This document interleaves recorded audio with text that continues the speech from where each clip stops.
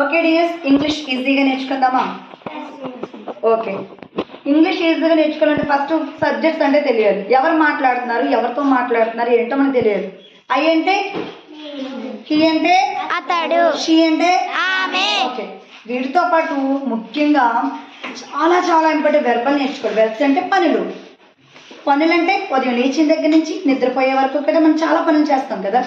ఏంటండి? Eating, drinking, seeing, thinking, watching, listening కన్నా వీటి యొక్క రూపాలు నేర్చుకోండి. వాటిని V1, V2, V3గా మీకు నేర్పిస్తున్నాను. Verb form 1, verb form 2, verb form 3. అయితే మనం simple present, simple past, simple future today నేర్చుకోవచ్చు ఈజీగా. వీటి కోసం అయితే V1, V2 వస్తే చాలు. వీటికి V1, V2 చెప్పండి. వీటికి ఈట్, రైట్కి సీకి సీసా, ఓకే, ప్లేకి ప్లే, డూకి do, did. Very good.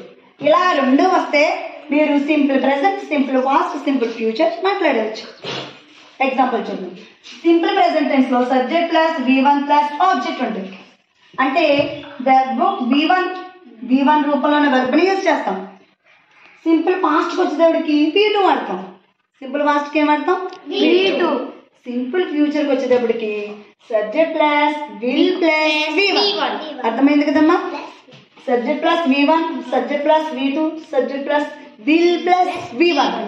Okay, చూద్దాం. ఐ అనే సబ్జెక్ట్ యూజ్ చేస్తున్నాను. ఐ ఈట్, నేను అలవాటుగా తింటా. ఓకే, ఇక్కడ సింపుల్ ప్రెజెంట్ టెన్స్ అంటే ఏంటంటే మనం అలవాటుగా చేసే పనులు. ప్రతిరోజు టీ తాగుతాను, ప్రతిరోజు పేపర్ చదువుతాను, ప్రతి సండే గుడికి వెళ్తాను, ప్రతిరోజు స్కూల్కి వెళ్తాను. ఇలా అలవాటుగా చేసే పనులు సింపుల్ ప్రెజెంట్ టెన్స్ అంటారు. సింపుల్ పాస్ట్ అంటే పూర్తయిన పనులు. సింపుల్ పాస్ట్ అంటే పూర్తయిన పనులు. హోంవర్క్, నేను హోంవర్క్ రాసిస్తాను, అంతే కదా. ఫ్యూచర్ అంటే భవిష్యత్తులో చేస్తాము. భవిష్యత్తు అంటే ఎప్పుడు అని కాదు, ఒక గంట పోయాకో, 2 hours పోయాకో, 1 day తర్వాత కూడా చేసేవాటిని సింపుల్ ఫ్యూచర్ అంటాం. ఓకేనా?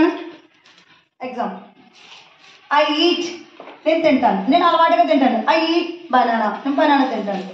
ఐ ఈట్ బనానా అంటే ఎప్పుడో తినేసాను, నేను తినేసాను. ఐ విల్ ఈట్ అంటే నేను తినబోతున్నాను, తింటాను.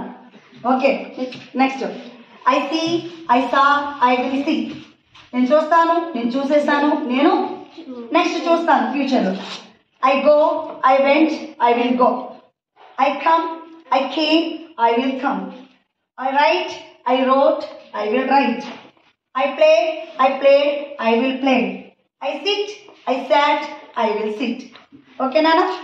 సబ్జెక్టు ఐ తీసుకున్నాను. నెక్స్ట్ ఇక్కడ ముఖ్యమైన విషయం, సబ్జెక్టు హీ కానీ, షీ కానీ, ఇట్ కానీ వచ్చినప్పుడు ఈ సింపుల్ ప్రెజెంట్ టెన్స్లో వెర్బ్కి ఎస్ చేర్చాలి. ఓకే నాన్న?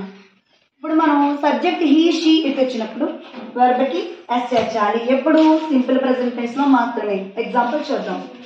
హీ ఈట్స్, అతను అలవాటుగా తింటాడు. హీ ఏట్, అతను తినేస్తాడు.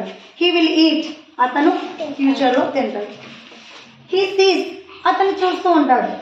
హీ సా, అతను చూస్తాడు. పాస్ట్ టెన్స్ అయిపోయింది. హీ విల్ సీ, అతను ఫ్యూచర్లో చూస్తాడు, అంటే next time. He goes to temple, అతను టెంపుల్కి వెళ్తాడు. అలవాటుగా చేసే పనులు ఇవన్నీ కూడా.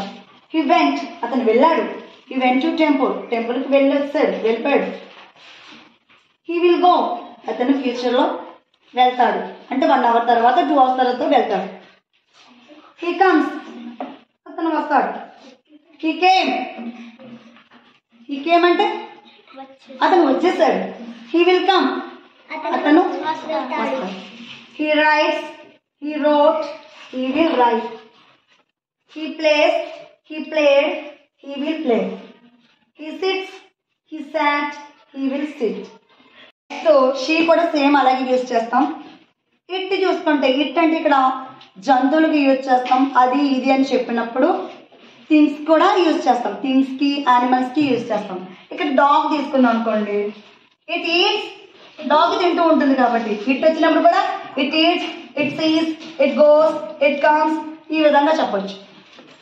It eats, it ate, it will eat. It sees, it saw, it will see. Simple present, simple past, simple future. ఈ 3 వచ్చాయి అనుకోండి. తర్వాత సింపుల్ ప్రెజెంట్లో ఇంకొక 3 స్ట్రక్చర్స్ ఉంటాయి, సింపుల్ పాస్ట్లో ఇంకొక 3 స్ట్రక్చర్స్ ఉంటాయి, సింపుల్ ఫ్యూచర్లో ఇంకొక 3 ఉంటాయి. ఇవి వస్తాయి ఆటోమేటిక్గా అవి కూడా ఈజీగా వచ్చేస్తాయి.